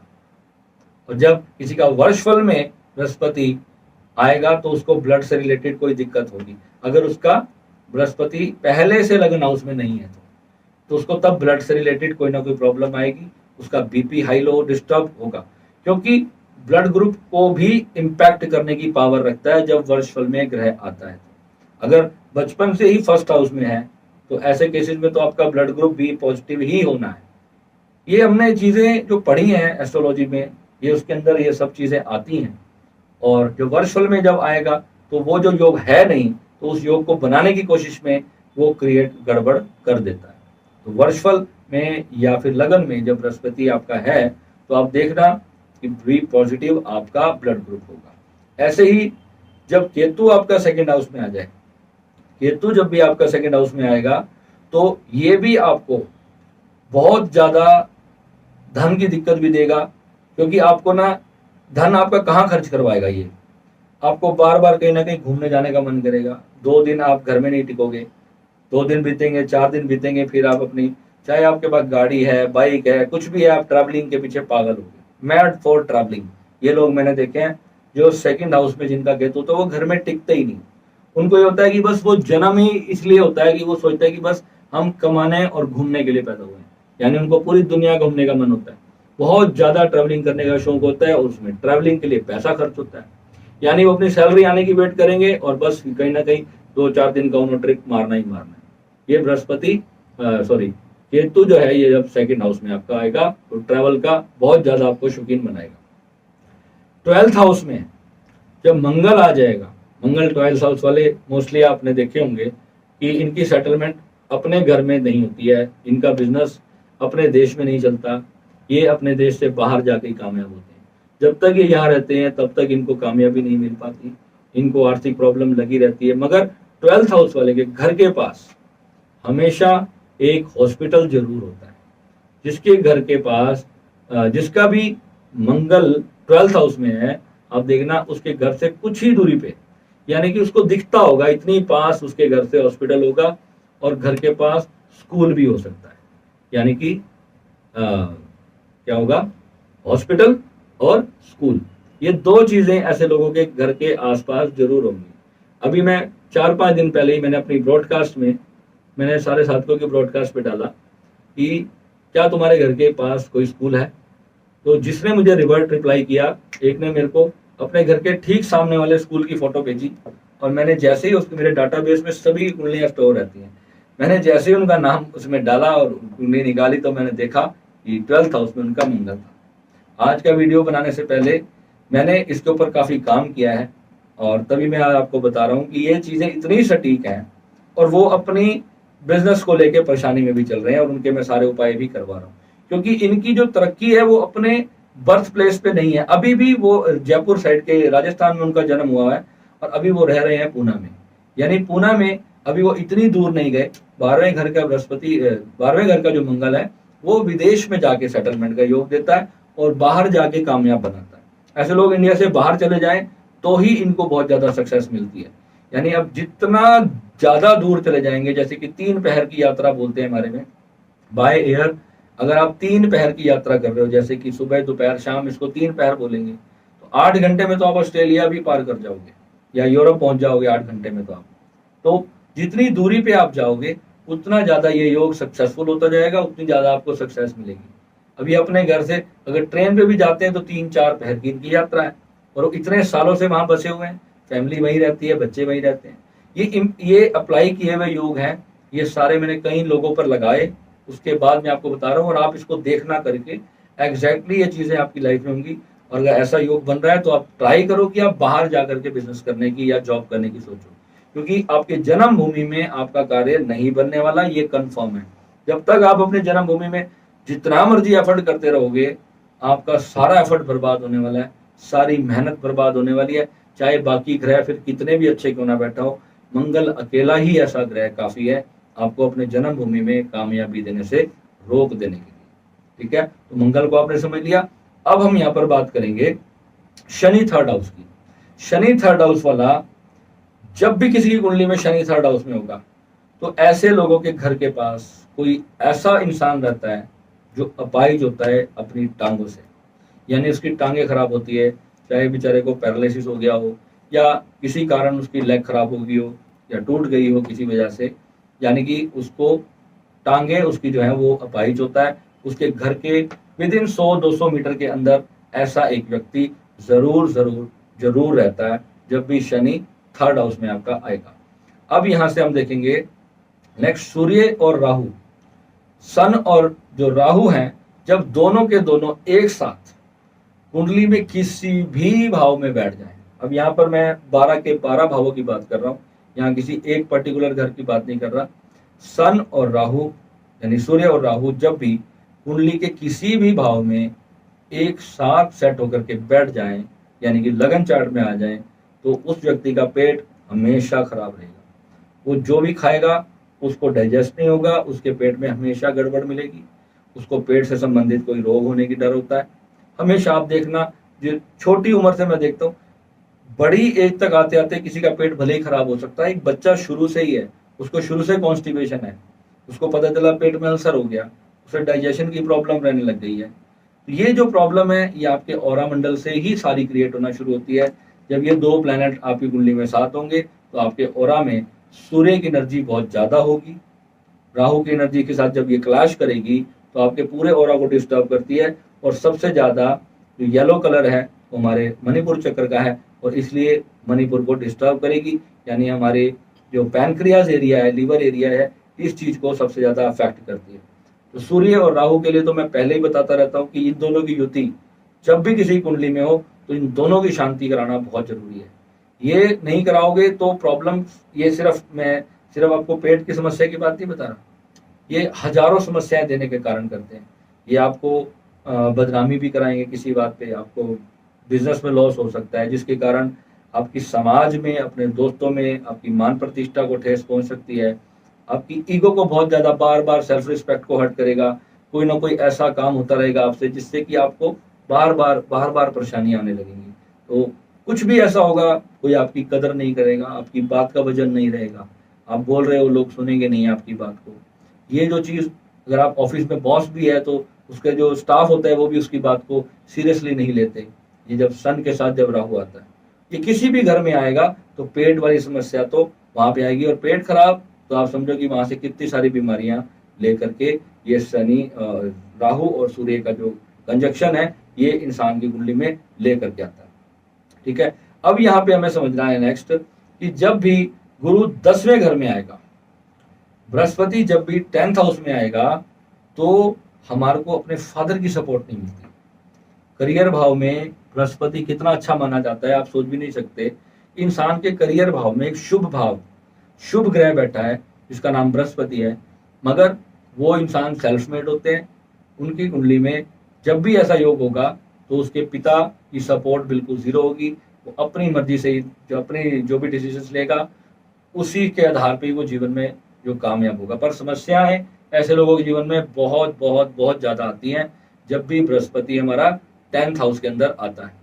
शनि जब 1st हाउस में आएगा, जिन लोगों को भी शादी के बाद आप देखना कि किसी बड़े गरीब परिवार में शादी होती है और शादी हो गई लड़के की, और पता चला जैसे ही शादी हुई तो उसके जो ब्रदर इन लॉ हैं वो बहुत ज़्यादा तरक्की करना स्टार्ट कर दिया एकदम से। उनके ससुराल में बहुत ज़्यादा पैसा आने लग गया, उनकी प्रॉपर्टी का रेट बहुत ज़्यादा बढ़ गया। तो ऐसा जब भी होगा आपकी कुंडली में, आप देखना लगन चार्ट में शनि 1st हाउस में होगा। आपकी मैरिज के जस्ट बाद आपके ससुराल का भाग्य जब चमक जाए तो आप समझ लेना कि आपका शनि उस वक्त 1st हाउस में चल रहा है। ये इतने पावरफुल योग हैं, आप देखते जाओगे सारी चीजें सटीक होती चली जाएंगी। अब यहाँ पर जब शनि पहले घर में होगा तो व्यक्ति को क्रोध भी बहुत देता है, यानी कि शारीरिक हेल्थ की प्रॉब्लम भी शनि पहले घर से देता है, और यहीं से बैठ के वो आपके स्पाउस की हेल्थ को भी प्रॉब्लम देगा, क्योंकि पहले घर में बैठेगा तो सप्तम पे उसकी सीधी दृष्टि होगी, और शनि की जो तीसरी दृष्टि होती है वो भाई बहन के घर पे यानी कि 3rd हाउस पे जाएगी। तो 3rd हाउस में जब जाएगी तो आपके भाई बहनों को बड़ी से बड़ी प्रॉब्लम भी शनि पहुंचाने के लिए सक्षम है। आपके लिए शनि आपको बहुत ज्यादा स्वार्थी बना देगा, आप बड़े ज्यादा लालची बन जाओगे, यानी कि सबसे पहले आप सिर्फ अपना अपना सोचोगे, सामने वाले पर्सन का साथ क्या हो रहा है आपको कोई फर्क नहीं पड़ेगा। आप सिर्फ अपना सोचोगे कि बस मेरा काम बनना चाहिए, भाड़ में जाए जनता। ये आपका जो जीवन जीने का तरीका बन जाएगा, और सेल्फिशनेस आपके अंदर इतनी ज्यादा शनि बढ़ा देगा और आपके फिर रिश्ते भी उससे खराब होंगे।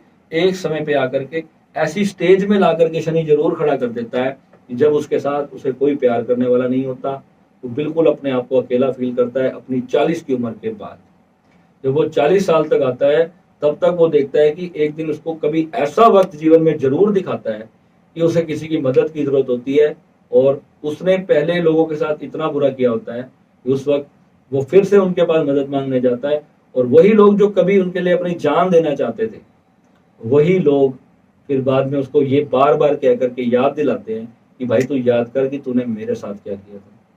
ये शनि पहले घर का आपको एहसास जरूर करवाएगा। जब भी कुंडली में पहले घर में शनि आपका बैठ गया तो आप समझ लेना कि किसी का बुरा नहीं करना, सबके साथ प्यार करना, यही उसका उपाय है। इसके लिए कोई दान पुण्य वाला उपाय और कोई अनुष्ठान यहाँ पर मैं सजेस्ट नहीं करूंगा, क्योंकि शनि एक वालों के साथ मेरा बहुत पाला पड़ा है, अपने बिजनेस लाइन टाइम में भी, ऐसे दोस्तों के साथ भी पाला पड़ा हुआ है। इसके लिए जो जो चीजें एक्सपीरियंस की हुई हैं मैं वही आज आपको यहाँ पर बता रहा हूँ।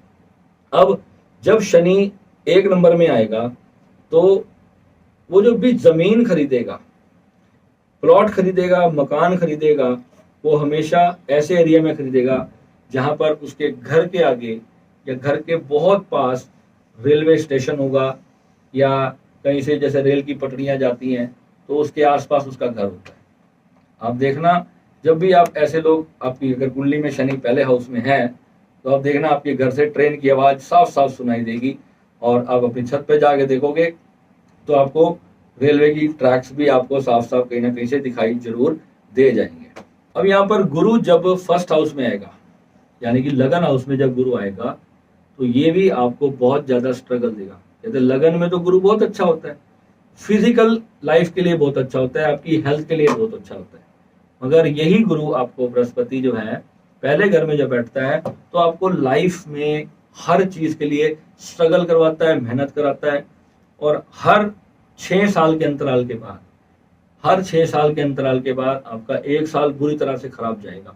उस 1 साल में आपको लॉसेस होंगे, आपको हेल्थ इश्यूज आएंगे, आपका फाइनेंशियल लॉस होगा, हर तरह से आपको जो है नकारात्मक प्रभाव देगा फर्स्ट हाउस का बृहस्पति। 8th हाउस में जब भी राहु, आप देख लो आपकी कुंडली में 8वें घर में जब भी राहु है तो आप देख लेना आप अपने ससुराल कभी नहीं जाओगे। मेरे एक मित्र थे, उन्होंने मुझे बताया कि मेरे हस्बैंड जो है ना, एक बार बस शादी के जस्ट बाद अपने ससुराल में गए थे और आज उनकी शादी को 20 साल हो गए और आज तक उसके हस्बैंड ने बस उसके ससुराल में जाते हैं तो बस 5 सेकंड के लिए या बस राम राम करी और चलते बनते हैं। यानी कि उनकी अपने सास ससुर से बिल्कुल भी नहीं बनेगी, उनके मन में हमेशा ये प्रॉब्लम रहेगी। और 8th हाउस के राहु वाले व्यक्ति को विदेश में भी सेटल करा देते हैं। जो लोग कहते हैं ना मेरी कुंडली में विदेश योग मुझे देखना है, कितने एस्ट्रोलॉजर इस बात को नहीं मानते। मैंने बहुत सारी कुंडलियों में देखा है कि 8वें घर का राहु भी विदेश में पहुंचा देता है और ऐसे लोगों का आना जाना लगा रहता है, यानी कि परमानेंट सेटल होने का बहुत कम चांसेस होता है। अगर वो विदेश में जाते हैं, बाहर की कंट्रीज में जाते हैं, थोड़ा टाइम रहते हैं, फिर आते हैं, फिर जाते हैं, वो काम भी कर लेते हैं कभी कभी, मगर मोस्टली जो है उनके तार जुड़े रहेंगे विदेशों से। ये 8वें घर का राहु देता है और 8वें घर का राहु मैं बहुत अच्छा नहीं मानता, ये बहुत ज्यादा ट्रबल क्रिएट करता है क्योंकि इसकी सीधी दृष्टि जो है आपके धन भाव पर पड़ती है और आपको फाइनेंस में कहीं ना कहीं से अचानक आपके साथ चोरी हो जाएगी, आपका कहीं से कोई धोखा दे के चला जाएगा। आपने मान लो किसी ट्रैवल वाले को टिकट के पैसे दिए और आपको पता चला उसने आपको टिकट ही नकली चिपका दी। तो ऐसी चीजें जब आपको देखने को मिलेंगी तो ये आप देखना ऐसे लोगों का 8वें घर के अंदर राहु होता है। आप अपना डेट ऑफ बर्थ टाइम सब डाल के देखो, लगन चार्ट में ये चीजें आपको क्लियर देखने को मिलेंगी। ससुर सास जो होते हैं हमारे, जो हमारी वाइफ के मदर फादर होते हैं, 11वें घर में अगर सूर्य भी होगा तब भी वो आप लोगों को बिल्कुल सपोर्ट नहीं करेंगे। यानी कि जब भी आपके हस्बैंड वाइफ के साथ कोई भी बात होगी तो आपके सास ससुर को आप कंप्लेन करोगे कि ऐसा मेरे साथ ये प्रॉब्लम की जा रही है, वो हमेशा आपके स्पाउस का साथ देना शुरू करेंगे। यानी कि आपकी बात को नहीं मानेंगे, हमेशा अपने बच्चों को ही वो सही मानेंगे। आप कितने भी सही होगे, अगर आपका सूर्य 11वें घर में बैठा है तो अब ये मान के चलना कि सास ससुर आपको ही गलत ठहराएंगे। इसके भी बहुत सारे एक्सपीरियंसेस हैं, इसके भी लिए बहुत सारी कुंडलियों पे मैंने रिसर्च की हुई है। बृहस्पति जब 6th हाउस में जाएगा, 6, 8, 12 बृहस्पति के घर अच्छे नहीं माने जाते। 12वें को फिर भी मैं अच्छा मानता हूँ, पर छठे को तो मैं बिल्कुल भी अच्छा नहीं मानता। छठे घर में जब भी बृहस्पति चला जाएगा तो पेट खराब होगा, उस व्यक्ति को खाना डाइजेस्ट ही नहीं होगा, जो भी खाएगा उसको कॉन्स्टिपेशन रहने वाली है और पेट की खराबियां, पेट की बीमारियां उस व्यक्ति को मिलने वाली है। शनि 4th हाउस में होगा तो किसी आपके परिवार में किसी भी बंदे को गवर्नमेंट से कोई ना कोई फंड जरूर आएगा, चाहे अब गवर्नमेंट से उसको कोई रिवार्ड मिल जाए, कोई घर में बूढ़े होते हैं उनकी पेंशन आती हैं, या कोई आर्मी में रहता था, आर्मी से रिटायर हुआ होगा, हर महीने उसको मंथली बेसिस पे उसको कोई ना कोई गवर्नमेंट से लिक्विड कैश आएगा। शनि जब 4th हाउस में आएगा तो व्यक्ति को गवर्नमेंट की तरफ से कोई ना कोई फंड जरूर आएगा, उसके परिवार में किसी को, सॉरी। मंगल जब भी 2nd हाउस में आएगा, मंगल जब भी 2nd हाउस में होगा लगन चार्ट के अंदर, तो ये लोग बहुत ज्यादा मिर्ची खाते हैं, बहुत ज्यादा तीखा तेज मसाला खाना है, लाइट खाना इनको अच्छा नहीं लगेगा, यानी कि फीका भोजन, जिसको हम सात्विक भोजन बोलते हैं। ये लोग तामसिक आहार बहुत ज्यादा करते हैं, मंगल 2nd हाउस वाले। और सूर्य और मंगल जब दोनों साथ में 2nd हाउस में होंगे तो वहां पर जो है उसको ये भी साथ में उसके अंदर बैठ जाएगी कि जो बात मैंने कह दी बस वही सही है, बाकी सबको वो दबा देगा, क्योंकि वाणी का कारक है। और मंगल जब वहां पर बैठता है तो वाणी में एक दबंगी आ जाती है, यानी कि जो बात उसने कह दिया है अगर आपने नहीं मानी तो फिर कलेश खड़ा हो जाएगा। यानी कि बस जो मैंने कह दिया, मंगल इतना ऊर्जावान ग्रह है, उसकी आवाज बहुत तेज होगी, बहुत गरज के बात करता होगा, घर में झगड़ा करके बात करता होगा, और जो बात कह दी तो बस कह दी, इसको आपको मानना ही मानना पड़ेगा। स्किन में डिजीजेस देखने को मिलेंगे जब आपका शुक्र 11th हाउस में आएगा। किसी ने मुझसे पूछा था, अभी परसों की बात है, व्हाइट पूरी बॉडी पे स्पॉट्स हो जाते हैं, आपने देखा होगा कई लोगों को। किसी ने कहा दिया, ये बोलते हैं कि फिश के ऊपर मिल्क पीने से ऐसा होता है, ऐसा नहीं होता है। बहुत लोग जो है फिश के ऊपर रात को दूध पी लेते हैं, ऐसा कुछ नहीं होता है। मगर वीनस आप देखना जब 11 हाउस में होगा, 11th हाउस में होगा लगन चार्ट के अंदर, तो स्किन की वो कोई भी प्रॉब्लम हो सकती है, जरूरी नहीं है कि वो व्हाइट स्पॉट वाली प्रॉब्लम होगी। स्किन में कोई भी दाग पड़ जाना, या कईयों को दाने हो जाते हैं, वो दाने खराब होने के बाद जो है बाद में उनके स्पॉट्स रह जाते हैं, स्किन कहीं से मस्तक काला हो जाता है, ये माथा जो है फोरहेड ये काला हो जाता है, अंडर आर्म्स उन लोगों की बहुत ज़्यादा ब्लैक हो जाती हैं, या कोई भी तरह की स्किन का इशू, स्किन बहुत ज़्यादा ढीली हो जाना, रैशेस बहुत जल्दी पड़ जाना, झुर्रियाँ बहुत जल्दी आ जाना, स्किन में ग्लो ना रहना, ये जो चीज़ें हैं जब वीनस हमारा 11th हाउस में आएगा तब ये चीज़ आपको देखने को मिलेगी। बुध या केतु जब भी फर्स्ट हाउस में आएगा, बुध या केतु जब भी आपका फर्स्ट हाउस में आएगा, पूरे घर के अंदर आप सारे फैमिली मेंबर्स को देख लेना, किसी ना किसी व्यक्ति को स्टोन की प्रॉब्लम होगी किडनी के अंदर, किडनी में भी हो सकती है और एक वो पित्ता होता है हमारा उसमें भी हो सकती है। बुध या केतु या फिर ये दोनों ही किसी के फर्स्ट हाउस में आ जाए, या बुध अकेला भी हो या केतु अकेला हो या दोनों एक साथ आ जाएं, तब भी जो है घर में पूरी फैमिली में किसी ना किसी पर्सन को पथरी जरूर होगी, बार बार उसकी पथरी बनेगी। वो जितने इलाज करा लेगा, मेडिसिन खा, सर्जरी करवाए, वो जो भी कराए, थोड़े थोड़े टाइम के बाद पथरी बनती रहेगी। यानी आपकी कुंडली में दोष है तो परिवार के किसी व्यक्ति को भुगतना पड़ सकता है, और जिसकी कुंडली है उसको भी हो सकता है। ये जरूरी नहीं है कि आपकी कुंडली है तो दूसरे को ही होगा, ये आपको भी हो सकता है। तो इसका उपाय भी आप जरूर कर लो, ताकि पथरी बहुत गंदी बीमारी है, ये किडनी को भी डैमेज कर जाती है। मैंने तो देखा है कि ऐसे लोगों को कई बार किडनी भी निकलवानी पड़ जाती है, कईयों के साथ ऐसी समस्या हो जाती है और किडनी गई, आपको पता है कि कितनी बड़ी समस्या है। ठीक है, अब सूर्य या राहु, सूर्य और राहु जब दोनों ज्वाइंट होकर के, या फिर बुध और राहु भी जब दोनों ये कहीं पर भी कुंडली में एक साथ बैठ जाएं, सूर्य राहु, बुध और राहु, ये दोनों की कंजक्शन जब भी बन जाएगी तो इस व्यक्ति को बात बात पर वहम होगा। ये हर बात के लिए इतना ज्यादा श्योर हो जाना चाहता होगा कि बस कोई गलती की गुंजाइश ये लोग छोड़ते नहीं, और छोटी छोटी चीजों में बहुत पैसा भी ये लोग बर्बाद करते चले जाते हैं। क्योंकि मेरे पास कितने लोग आते हैं जो अपनी कुंडलियां दिखाते हैं, मैंने देखा उनकी कुंडली में बुध और राहु का योग है, तो मैं पूछता हूँ भैया कितनी बार अपनी कुंडली दिखा चुके हो? तो बोलते हैं गुरुजी मैं तो 50 को दिखा चुका हूँ। यानी कि उनको सेटिस्फेक्शन नहीं होती कि कितनी बार किसी भी एस्ट्रोलॉजर को दिखा लिया, मगर उसने उसको उपाय बताए, अगर नहीं हुआ तो फिर वो दूसरा एस्ट्रोलॉजर, तीसरा, चौथा, पांचवा, वो भागते ही रहते हैं। यानी कि प्रॉपर ढंग का एस्ट्रोलॉजर एक ही बार सर्च नहीं करेंगे। एग्जाम्पल ले रहा हूँ, ऐसी कई सारी चीजों में वो यही मिस्टेक करेंगे। यानी कि ये इंसान सही नहीं था, हो सकता है ये सही हो सकता है ये सही हो, मगर वो योग ऐसा है, उनको वहम होता है। सब उनके साथ अच्छा भी करना चाह रहे हो तब भी उनको यही मन में बैठा रहता है कि ये चीज मेरे साथ सही नहीं हो रही। ये वहम की जो स्थिति होती है, बार बार हाथ धोना, जैसे वो क्या बोलते हैं उसको, बहुत ज्यादा वहम करते हैं ना, डर लगते, कोई टॉयलेट हो गया है तो 10 बार हाथ धोते रहेंगे। मेरे एक दो साधकों को भी ये प्रॉब्लम थी और उनके भी मैं उपाय करवाए, तो काफी ज्यादा साधना के बाद उनको फर्क पड़ा। उन्होंने श्री विद्या साधना की, उसके बाद उनको फर्क पड़ा। वो बताते थे कि मैं बार बार गुरुजी में सारा दिन हाथ धोती रहती हूँ, मेरे को डर लगा रहता है कि ऐसा लगता है कि मेरे हाथ में कुछ कुछ लगा हुआ रह गया, यानी कि मैं पूरी तरह से नीट एंड क्लीन नहीं हो पाई। तो ये जो वहम है ये अंदर बैठ जाता है व्यक्ति के, और इसको इतनी ज्यादा ये मानसिक प्रॉब्लम बना देता है, बुद्ध को इतना ज्यादा डैमेज कर देता है कि फिर बहुत सारी चीजें खराब होने लगती हैं लाइफ में। रिलेशनशिप पे इसका बहुत खराब असर आता है, बच्चों पे बहुत खराब असर आता है। ये नॉर्मल तौर पे देखने को मिलता है।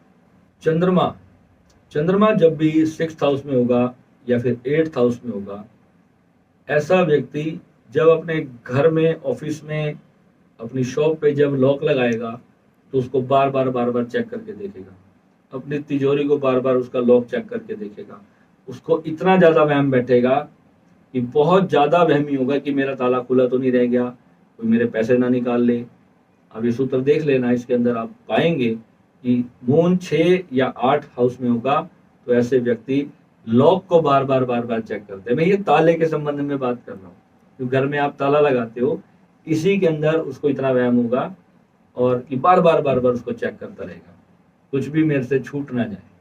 ठीक है, अब शनि जो है फर्स्ट हाउस में आ जाए, शनि लगन हाउस में, फर्स्ट हाउस में होगा, तो उसके घर में हमेशा वाइन जरूर मिलेगी, शराब, चाहे वो बियर की बोतल्स हो, शराब हो, इंपोर्टेड वाइन्स हो, कुछ भी हो, चाहे वो खुद पीता हो चाहे वो खुद ना पीता हो, उसे शौक होगा कि वो घर में शराब की बोतल मेहमानों के लिए रखा होगा। मेरे एक अंकल हैं, वो आर्मी में से रिटायर्ड हैं। वो जब भी वहां से अपनी कैंटीन में जाते हैं तो वहां से 2 बोतल परचेज करके लाते हैं। मैंने कहा अंकल आप तो ब्राह्मण हो, आप लोग तो ड्रिंक करते नहीं हो, फिर ये बोतल्स क्यों रखी है, इतनी सारी सजा के रखी है घर में। कहते बस मुझे शौक है, घर में बार बना के रखा हुआ है बिना मतलब का। मैंने कहा आपका शनि फर्स्ट हाउस में तो नहीं है? कह रहा मेरा फर्स्ट हाउस में है। तो मैंने कहते ये क्या बेटा, ये कैसा कंसर्न है? मैं कहा आप देख लो, आपके घर में कोई भी नहीं पीता है, उनका बेटा भी नहीं पीता है, वो खुद भी नहीं पीते हैं, उनके लड़कियां तो खैर नहीं पीती। तो आप देखो कि उनके घर में इतनी सारी शराब की बोतल्स, मैं देख करके हैरान हो गया, जो पीता ही नहीं और फिर भी वो जब भी जाता है कैंटीन में तो ला करके वो रख देता है। और कमाल की बात है, ऐसे लोगों के घर में कोई ना कोई पुराने, बहुत सालों पुराने से सड़े गले जंग लगी पड़ी होगी, ऐसे ऐसे कोई बर्तन पड़े होंगे, या हथियार जो होते हैं वो उनके घर में मिलेंगे। शनि का जो है ना, हथियार जरूर रखते हैं ऐसे लोग। बहुत पुराना हथियार पड़ा होगा, कुल्हाड़ी पड़ी होगी, कोई तलवार, वो कहेगा मेरे दादाजी की तलवार है जी, ये मेरे दादाजी उस टाइम पाकिस्तान से आए थे तब रखते थे। तो ऐसे लोगों के घर में, पुराने लोगों के घर में बड़े बड़े खंजर, बड़े बड़े हथियार, तो आप देखते हो ना फिल्मों में, वो दीवारों पे टांग के रखते हैं, शौक होता है। कोई पुरानी 10 साल पुरानी दोनाली बंदूक रखी होगी, 50 साल पुरानी, 100 साल पुरानी। तो ऐसे हथियार होगी, जंग लगा होगा, यूजलेस होंगे, चलेंगे नहीं, खराब होंगे, बट पड़ा है किसी की निशानी के तौर पे, वास्तु डिस्टर्ब करके रखना है तो किसी ना किसी तरीके से वो करके रखते हैं। यहाँ पर मून 11th हाउस में होगा, मून जब 11th हाउस में आएगा तो बहुत ज्यादा स्ट्रगल आपकी लाइफ में देगा, बहुत मेहनत करनी पड़ेगी हर चीज को करने के लिए, क्योंकि मून एक जगह पे बड़ी जल्दी से अपना राशि परिवर्तन करता है। और जब लगन चार्ट में वो 11th हाउस में होगा तो लाइफ में बहुत बहुत बहुत ज्यादा स्ट्रगल इंसान को करवाता है 11th हाउस का मून। और शनि जब फर्स्ट हाउस में होगा तो ऐसे लोगों को क्रोध भी बहुत ज्यादा आता है। शनि जब फर्स्ट हाउस में होता है तो ऐसे लोगों को बिना बात पे अचानक इतना सडन क्रोध आएगा, उनको हार्ट समस्या भी जरूर आती है। लाइफ में एक बार उनको स्टंट डालने की, पहले जमाने में तो स्टंट नहीं होया करते थे, व्यक्ति सीधा ही ऊपर चला जाता था, मगर अभी क्या है, स्टंट आ गया। तो ऐसे व्यक्ति को मोस्टली मैंने देखा है कि जीवन में 35 साल की आयु के आसपास उनको हार्ट के लिए स्टंट डलवाने की आवश्यकता जरूर जरूर जरूर पड़ती है। गुरु से बृहस्पति जो है आपका, अगर मान लो फर्स्ट हाउस में बैठा है और उसके जस्ट सेकंड घर में अगर शनि आ गया, जस्ट सेकंड घर में शनि आ गया, तो चाहे वो किसी भी भाव में हो, यानी गुरु है पहले से लेकर 12वें तक कहीं पर भी बैठा है, जैसे अगर फर्स्ट में है तो सेकंड, थर्ड में है तो फोर्थ, फिफ्थ में है तो सिक्स्थ, जब भी बृहस्पति से जस्ट नेक्स्ट हाउस में जब भी शनि बैठेगा तो ऐसा व्यक्ति, आप चाहे वो लड़की हो चाहे वो लड़का हो, आप जितना मर्जी उस पर दबाव डाल लो, वो शादी अपनी मर्जी से करेगा, वो अपना स्पाउस खुद चुनेगा। परिवार का कोई भी व्यक्ति उसको दबाव डाल करके उससे शादी नहीं करा सकता।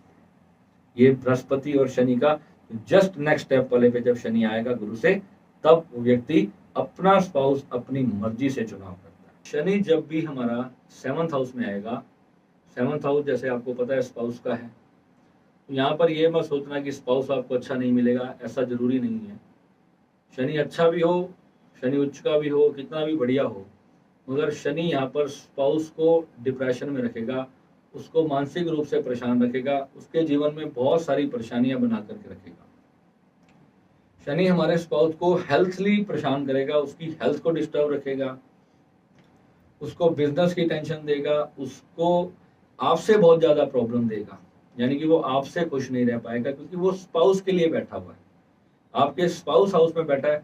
चाहे वहां पर फिर शनि बैठ जाए, चाहे फिर वहां पर 7th हाउस में राहु बैठ जाए, गलतियां आपसे होंगी और आपकी वजह से उसको प्रॉब्लम खड़ी होगी। और वहां पर उसको जो भी मेंटल, फिजिकल, इमोशनल जो भी तरह से ट्रॉमा उसको गुजरने पड़ेंगे, ये आपकी कुंडली में शनि के 7वें घर में आने की वजह से होगा। आप देखो आपकी कुंडली में अगर 7th हाउस में शनि बैठा है तो आपके स्पाउस को ये सारी की सारी प्रॉब्लम्स आने वाली है। तो यहाँ पे अगर आप चाहते हो कि आपका स्पाउस मेंटली, इमोशनली हर तरह से फिट रहे, अपने बिजनेस में तरक्की करे, अपनी जॉब में तरक्की करे, तो आपको अपने 7th हाउस का उपाय करना है। यहाँ पे हस्बैंड को या वाइफ को कोई उपाय करने की जरूरत नहीं है। आप जब उपाय करोगे तो उसकी लाइफ में आप तरक्की देखना शुरू कर दोगे। जब भी आपकी कुंडली में 7th हाउस में राहु या शनि बैठते हैं तो आपको अपने लिए उपाय करने हैं, और आप उपाय करोगे तो आपके स्पाउस की लाइफ अच्छी होना शुरू हो जाएगी। और ऑब्वियस सी बात है, जब उसकी अच्छी होगी, वो खुश होगा, तो फिर आप भी खुश होगे, आपका परिवार भी खुश होगा। ऐसे ही राहु जब सेकंड हाउस में या फिर आपके फिफ्थ हाउस में आ जाए, तो उस व्यक्ति का एक दांत दांत के ऊपर दांत उसका जड़ जाता है। देखो, मेरा भी है मैंने आपको बताया, मेरा राहु पंचम हाउस में, सेकंड हाउस में हो या फिर पांचवें घर में हो, तो आपका टीथ के ऊपर टीथ होगा, और ऐसी जगह पे होगा जहां पे वो वायर भी लगा नहीं पाएगी, ऐसी जगह पे होगा। फिर आपको दांत निकलवाना पड़ेगा। मैंने तो खैर किया नहीं, मेरा बहुत इतना ज्यादा नहीं था, माइनर सा था, तो मैंने कहा चलो चल ले, तो ऐसे ही क्या करना है, क्योंकि फिर इतने टाइम तक आप मुंह में तार लगा के घूमते रहो तो अच्छा नहीं है। आप देखना, राहु जब फिफ्थ हाउस में होगा तो ज्यादा चांसेस होंगे आपका एक टीथ के ऊपर एक टीथ आकर के निकल के आएगा। ये इतना सटीक फॉर्मूला है, आप लगा करके इसको देख लो। और राहु फर्स्ट हाउस में होगा, फर्स्ट हाउस में जब भी राहु होगा, तो आपके घर का जो मेन गेट होगा, जो एंट्रेंस गेट होगा, वो अगर लोहे का है, लकड़ी का है, या जैसा भी है, वो हमेशा जब भी आप उसको खोलोगे, बंद करोगे, वो अटक अटक के खुलेगा, यानी कि वो आवाज करता रहेगा, वो साउंड प्रोड्यूस करेगा जब भी आप अपनी घर की मेन एंट्रेंस का गेट खोलोगे। वास्तु दोष है ये। वास्तु जब आप पढ़ोगे ना, तो आप कई बार सोचते हो कि कई लोग जो वास्तु के बहुत ज्यादा एक्सपर्ट है ना, वो आपके बारे में बहुत सारी चीजें बता देते हैं। वो ऐसे नहीं बताते, कि उनको पता है कि अगर आपने एक बात उनको बता दी ना, तो पूरा वास्तु उनके दिमाग में फीड होता है, और जितना आप पढ़ते रहोगे वो आपको उतना बताता रहेगा। अगर आपने कहा कि मेरी वाइफ की तबीयत खराब है, तो उसको इमीडिएटली क्लिक हो गया कि आपके सेवंथ हाउस में या तो राहु है या तो फिर शनि है, और फिर उसी से रिलेटेड वो 7 बातें आपको और बताएगा, और वो बातें सारी सही होंगी। आपको लगेगा वाह जी वाह, गुरु जी को तो सब कुछ पता है। ये प्रॉपर साइंस है, ये साइंस है, इसको पढ़ना पड़ता है, इसकी मेहनत करनी पड़ती है, इसको याद करना सबसे बड़ा टास्क है। मैं भी जब कोई भी वीडियो करने लगा हूँ अब, तो मैं भी आपको सही बताऊं, पहले मुझे भी अब इसके ऊपर वर्क करने की जरूरत पड़ने लगी, क्योंकि कम टाइम के अंदर प्रॉपर बात करना बहुत ही मुश्किल होता है। क्या क्या चीजें हमने बोलनी है, क्या क्या चीजें हमें आपको जरूरी बतानी है, जो आपकी लाइफ को पूरी तरह से अच्छा करे। तो ये जो मैं बता रहा हूँ, ये अंधविश्वास दूर करने के लिए बता रहा हूँ आपको, कि अंधविश्वास जो हमारी दुनिया में, हमारे भारत में चल रहा है ना, ये त्रिकालदर्शी बाबा है, इसको बहुत कुछ पता है, सिर्फ साइंटिफिक चीजें हैं, ये सब कुछ पता है उनको, क्योंकि उन्होंने उसकी पढ़ाई करी है, उसके ऊपर रिसर्च की है, उसके ऊपर मेहनत की है। जो पढ़ाई अगर आप करोगे किसी चीज की, एस्ट्रोलॉजी को पढ़ोगे, तो जितने ज्यादा आप अच्छे एस्ट्रोलॉजर होगे, तो आप काल गणना भी कर सकते हो, कि काल गणना भी आप फिर याद रखोगे, यानी कि किस काल में आपके साथ क्या होगा, वो भी आप इमीडिएटली बता सकते हो। इस समय पर आपकी माता जी क्या कर रही हैं, इस समय पर आपके पिताजी क्या कर रहे हैं, ये भी आपकी कुंडली में आना क्लियर है। ये भी हम एस्ट्रोलॉजी के माध्यम से इसको जान सकते हैं। इसकी और पढ़ाई करते रहना, सारा जीवन इसको पढ़ते रहोगे, तब भी आपके लिए कम होगा। अब यहाँ पर मान लो कि राहु आपका सेवंथ हाउस में है, तो आपको फाइनेंस की हमेशा दिक्कत रहने वाली है, यानी कि आपका स्पाउस अगर डिस्टर्ब है, तो आप, ऑब्वियस सी बात है कि चाहे उसको हेल्थ का इशू आ जाए या कोई भी प्रकार का इशू आ जाए, वो आपको फाइनेंशियली भी, मनी से रिलेटेड भी प्रॉब्लम फिर आपको वो दे करके रखेगा। ये सारी जो चीजें इंटरकनेक्टेड हो जाती हैं, यानी एक प्रॉब्लम खड़ी होगी तो उसके साथ 10 खड़ी होंगी। अब सारी तो यहाँ नहीं गिनवाऊंगा, जितनी बेसिक बेसिक आपको फिर जो लाइफ के लिए जरूरी है, अभी मैं आपको बहुत सारी चीजें बता रहा हूँ, कि आपका घर, आपकी फैमिली, आपके बच्चे, ये सब सुखी रहें, ये सब कोई बीमार ना हो, किसी को कोई हेल्थ इशू ना आए, किसी को फाइनेंशियल इशू ना आए, और करियर आपका अच्छा चले, लाइफ में खुश रहो, भगवान की प्राप्ति हो, मेडिटेशन करो, योग करो, साधना करो। ये जो चीजें आप करते रहोगे, तो ये सब अच्छी अपने आप होनी शुरू हो जाएंगी। अब आते हैं हम सूर्य या फिर बृहस्पति। सूर्य या बृहस्पति दोनों में से अगर कोई भी प्लेनेट आपका थर्ड हाउस में बैठ जाए, तो भी लाइफ में बहुत ज्यादा स्ट्रगल रहने वाला है।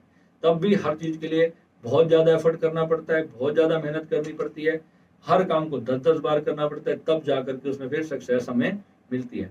शुक्र, चंद्रमा, वीनस और मून, जब ये दोनों एक जगह पे आ जाएंगे, तो आप ये समझ लेना कि ये व्यक्ति बहुत ज्यादा जलनखोर होगा।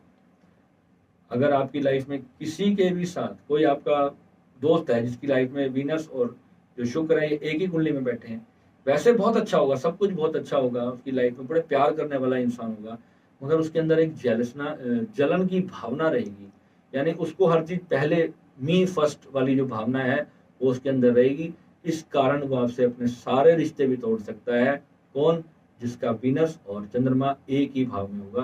कुंडली में 12 के 12 घरों में कहीं पर भी ये प्लेनेट बैठा हो, वो व्यक्ति अपने आप को हमेशा पहले रखेगा, आपको हमेशा सेकंड नंबर पे रखेगा। अगर आप ऐसे हो तो आपको भी इस चीज को समझना है। अगर आपकी कुंडली में ये योग है तो आपको ये समझना है कि मुझे अपने रिश्तों को अपने से अच्छा प्रायोरिटी पे रखना है, ताकि मेरी जिंदगी अच्छी चले, मैं भी खुश रहूं, कोई मुझे सामने से बददुआएं ना दे, मुझसे नाराज ना हो, मेरे जीवन में खुशी आए, मैं भी सबको खुशी का कारण बनूं, मैं भी अच्छा इंसान बन के अपनी चारों ओर खुशी बिखेरूं। तो ये हमें अवश्य अपनी जिंदगी में देखना है कि शुक्र और चंद्रमा एक ही भाव में तो नहीं है, एक ही, क्योंकि ये दोनों शत्रु ग्रह हैं। ये जब आएंगे तो फिर प्रॉब्लम तो क्रिएट करेंगे।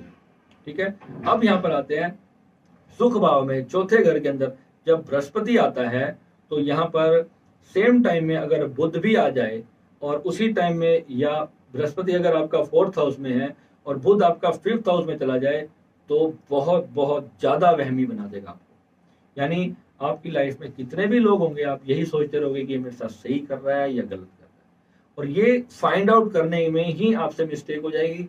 आप अपने रिश्ते को, अपने, चाहे वो आपका कोई रिलेशनशिप हो, आपका कोई रिश्तेदार हो, घर का कोई मेंबर हो, आप उसके बारे में एक गलत परसेप्टिव अपने मन के अंदर बना लोगे और उसके साथ अपना संबंध तोड़ लोगे, और बाद में आपको पता चलेगा ये तो मेरा ही लॉस हो गया। यानी कि आपने उस इंसान को अपनी जिंदगी से हमेशा के लिए खो दिया। जब ये योग आपकी कुंडली में बनेगा, आपको अंदर से ऐसे विचार, आपके थॉट प्रोसेस ऐसी हो जाएगी, आपको लगेगा कि ये व्यक्ति, वो कितना अच्छा भी आपके लिए सोच रहा होगा ना, तो फिर भी आपके मन में ये बैठेगा कि कहीं मुझे चोट ना पहुंचा दे। ये वहम हर एक छोटे छोटे काम करने में भी आपके साथ चलेगा, जिसकी वजह से आप डिस्टरबेंस अपनी लाइफ में क्रिएट करोगे ही करोगे। मून और केतु, चंद्रमा और केतु सबसे बैड योग है। जब ये दोनों कुंडली में साथ होंगे तो आप एक बात अपने दिमाग के अंदर क्लियर कट फीड कर लेना कि आप जितना भी किसी का अच्छा करोगे। अब यहाँ पर ये भी योग देखना है आपको कि अगर कुंडली में ये योग बैठा है तो ये भी सोचना है कि अब मैं इतना भी ज्यादा मैं किसी के लिए सब कुछ ना करता चला जाऊं, ये मेरे को जो है बाद में बहुत भारी कीमत चुकानी पड़े। यानी कि आप किसी के लिए अपने तन मन धन से निछावर हो गए और पता चला सामने वाले ने कोई क्रेडिट आपको नहीं दिया, जो भी आपने उसके लिए किया सारी जिंदगी आप लोगों के लिए करते रहे, और लास्ट में वो आपको, जब उनका मतलब पूरा हो गया, वो आपको लात मार करके चले गए। ये बहुत ही ज्यादा सेल्फिश दुनिया है। मगर जब कुंडली में ऐसा योग होता है तो ऐसे लोग क्या करते हैं, आपके साथ अपने मतलब तक रहते हैं और उसके बाद आपको छोड़ करके भूल जाते हैं। आपको आपका उनका काम बन गया, दैट्स ऑल। जब चंद्रमा और केतु होगा, ये सबसे ज्यादा आपके साथ तब ये चीज होगी कि दुनिया में आप जिसके लिए जितना भी मेहनत करते रहोगे, जितना भी आप किसी का भला सोचोगे, आप अपना पैसा भी उनको दोगे, अपने टाइम भी उनको दोगे, अपनी लाइफ उनको दे दोगे, और लास्ट में आपको पता चलेगा उस व्यक्ति ने आपको लात मार दी। बड़ा दुख होता है इस योग के अंदर जब इंसान के साथ ऐसी चीजें घटित होती हैं। तो आपको ये चीज का भी उपाय करते रहना है, ताकि किसी भी कारण से आपके रिश्ते डिस्टर्ब ना हो। जो लोग कहते हैं मेरा ब्रेकअप हो गया, वो मेरे को छोड़ के चली गई, मेरे को उसने, लड़के ने मेरे को चीट कर दिया, किसी और से शादी कर ली, कुछ भी हुआ, व्हाट्सोएवर कोई रीजन बन गया, यानी कि वहां पर चंद्रमा को दंड पड़ा है, तभी जा करके ये घटना आपकी लाइफ में घटेगी। जितनों के भी ब्रेकअप्स होते हैं आप देखो, वहां पर कोई आपको क्रेडिट नहीं मिल रहा, आप उसके लिए कितना भी अच्छा एफर्ट करते रहे, बहुत एफर्ट लगा दिया आपने, तब भी उसने कहा कि नहीं, मेरे को तो अभी भी, उनको और चाहिए हमेशा। दुनिया आपसे फिर जो है कभी भी सेटिस्फाई नहीं होगी। आप करते रहोगे, सारा किया धरा एक समय पे आपको कहेंगे तूने मेरे लिए किया ही क्या। अक्सर आप देखते हो बच्चे, कई बच्चे ऐसे होते हैं, माँ बाप सारी जिंदगी करते रहते हैं, लास्ट में बच्चे कहते हैं आपने हमारे लिए किया ही क्या। तो कई बार माँ बाप की कुंडली में ऐसा योग होता है जिसके कारण उनके बच्चे उनको ऐसा कह करके बाद में छोड़ करके चले जाते हैं। नेक्स्ट हम आते हैं शनि 1 और राहु 12वें घर में। शनि खाना नंबर 1 में और राहु 12th हाउस में होगा। जितना भी आप भला कर लो, आप अपनी किडनी उस व्यक्ति को निकाल के दे दो, अपनी जान उसको निकाल करके दे दो, आपको जूते ही पड़ने वाले हैं। आपको उसके कोई क्रेडिट आपको नहीं मिलने वाला। वक्त आने पर वो इंसान आपको पूरी तरह से, जो भी आपकी लाइफ में आएगा वो आपको धोखा ही मिलने वाला है। सारे दोस्त आपसे अपना फायदा उठाने की सोचेंगे, घर के परिवार के रिश्ते सब के सब, सिर्फ आप जितना भला करोगे उतना ज्यादा आपके साथ प्रॉब्लम क्रिएट होगी। तो वहां पर ऐसा योग अगर आपकी कुंडली में है तो कसम खा लो कि बस अपना ही सोचना है, अपना ही सोचना है। अगर साधना के मार्ग में चलना है, फिर अगर आपको बृहस्पति को लेकर के जाना है, आकाश में इतना उच्च कर देना है, तो फिर एक जर्नी अलग हो जाती है। वहां पे मैं सबको अनकंडीशनल लव का मार्ग सिखाता हूँ। वहां पर मैं फिर सभी को ये कहता हूँ कि आप अनकंडीशनल लव करो, क्योंकि दुनिया में तो देखो स्वार्थ के ही रिश्ते हैं। क्योंकि ये भी चीजें हमें समझनी है, क्योंकि हमारी कुंडलियों में भी ये चीजें होती है, तभी हमारे साथ ऐसे बैड इफेक्ट्स आते हैं। तो इन चीजों को जब हम समझ के चलेंगे तो हमें पता होगा कि ये चीज मेरी कुंडली में लिखी है, मेरे साथ धोखा होना लिखा है, मेरा ही कोई प्रारब्ध है, मैंने ही किसी जन्म में कुछ गलत किया होगा। तो तभी तो जाकर के ये ग्रह मेरे बने। ग्रह भी ठाकुर जी चलाते हैं और कोई नहीं चलाता, ग्रह भी परमात्मा स्वयं चला रहा है। ग्रह जो अपने आप नहीं घूम रहे हैं। और आप अगर 2:25 पे पैदा हुए तो भगवान ने आपको पैदा किया, वो कर्म प्रारब्ध है, तभी आपको उस वक्त पे ही आपका जन्म हुआ है। तभी आप कोई इंडिया में पढ़ा और तो कोई न्यूजीलैंड में पढ़ा है, कोई अमेरिका में पढ़ा है। तो ये सब जो लाइफ आपको मिली है, ये आपके ही कर्मों से मिली है। कोई घर में इंडिया में रह करके राज भोग रहा है, कोई मर्सिडीज में कुत्ता बन के घूम रहा है, और कई कुत्ते हैं जो बेचारे सड़कों पे पड़े हैं, कई कुत्ते भी हैं जो BMW में मालिक के साथ घूमते हैं, बढ़िया बिस्किट नॉनवेज खाते हैं। तो ये सब जानवरों के ऊपर भी लागू होता है, सिर्फ इंसान पे लागू नहीं होता। जानवरों की भी लाइफ पर, उनको भी कैसा जीवन मिलेगा, कब मरेंगे, कब पैदा होंगे, ये भी सब लिखा है उसके अंदर। ठीक है, अब हम नेक्स्ट आते हैं। गुरु 10th हाउस में जितनी ज्यादा करियर हाउस जिसको कहते हैं 10th हाउस में भी जब बृहस्पति आएगा देवगुरु, तो वो भी जो है आपको नेकी का फल नहीं देगा। आप जितना अच्छा करते जाओगे आपको लाइफ में ग्रोथ नहीं देने वाला है। अब मैं एक ऐसे योग के बारे में बात करने वाला हूँ, राहु और मंगल की कंजक्शन। मेरी जिंदगी में जो सबसे प्रिय इंसान था, उसके साथ मेरा बहुत बड़ा ट्रबल क्रिएट हुआ था, और मैंने उसकी लाइफ पर रिसर्च किया तो क्या पाया, मेरे पास उसका टाइम भी नहीं था, मेरे पास सिर्फ उसकी डेट ऑफ बर्थ थी, उसका बर्थ ईयर था।